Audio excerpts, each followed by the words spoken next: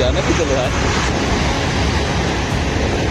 मोहनगढ़ पंचायत समिति के 27 PD area के अंदर ये किसान के द्वारा अपने कृषि कार्य के लिए नलकूप खुदवाया जा रहा था।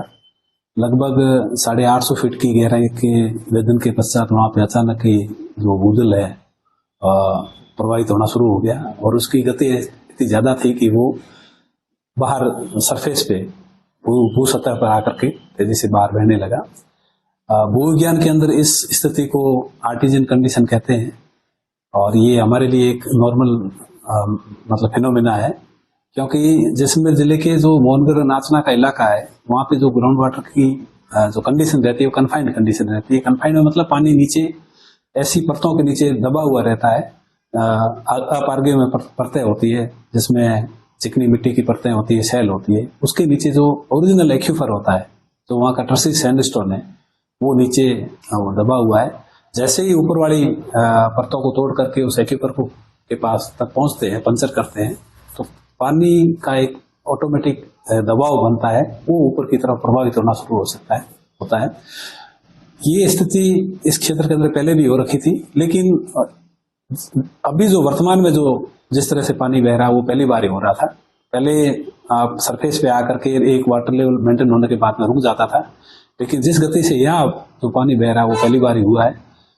उसका एक तो मुख्य कारण ये है कि जो नीचे का एक्यूफर है वो कुछ ज्यादा पंचर हो गया। कुछ यहाँ पे ओएनजीसी के लोग भी आए थे, उन्होंने कहा था कुछ गैस की भी मात्रा है, तो वो जो सैंडस्टोन फॉर्मेशन थी, टर्सी सैंडस्टोन की फॉर्मेशन, उसके ज्यादा कोलैप्स होने की वजह से पानी इस गति से बह रहा है।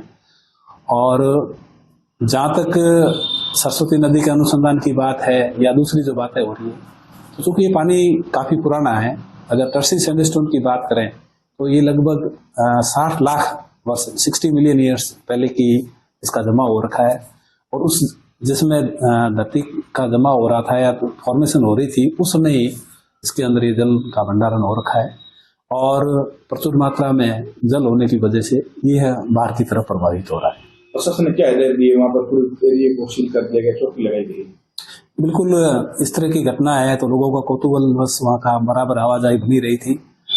और चूंकि पानी के प्रवाह की वजह से या वहाँ जो कैविटी डेवलप हो रही थी उससे कोई किसी तरह की कैजुअलिटी नहीं हो, लोग भी पास में जाए, कोई दलदल भी बन सकता है, तो उस लोगों की आवाजाही रोकने के लिए किसी तरह की जान माल की हानि नहीं हो, इसलिए जिला प्रशासन ने एहतियात के तौर पर ये अनाउंसमेंट भी करवा दिया था कि भी 500 मीटर की परिधि के अंदर इसके आसपास कोई नहीं आए। पुलिस का जाब्ता भी वहाँ पे लग गया था, पुलिस चौकी अस्थायी रूप से लग गई थी। वहाँ पे कार्यपालक मजिस्ट्रेट की भी नियुक्ति कर दी गई थी और बैरिकेटिंग और तारबंदी करके लोगों की आवाजाही पूरी रोकी हुई थी ताकि किसी तरह की अनहोनी नहीं हो सके। बस स्टैंड का ट्रक जो था वो अंदर समा गया है। हाँ, ड्रिलिंग रिग जो तो पूरी थी, जिसके अंदर ड्रिलिंग रिग का ट्रक और करीब 45 फीट का जो उसका मास्ट होता है वो पूरा उसके अंदर चला गया है।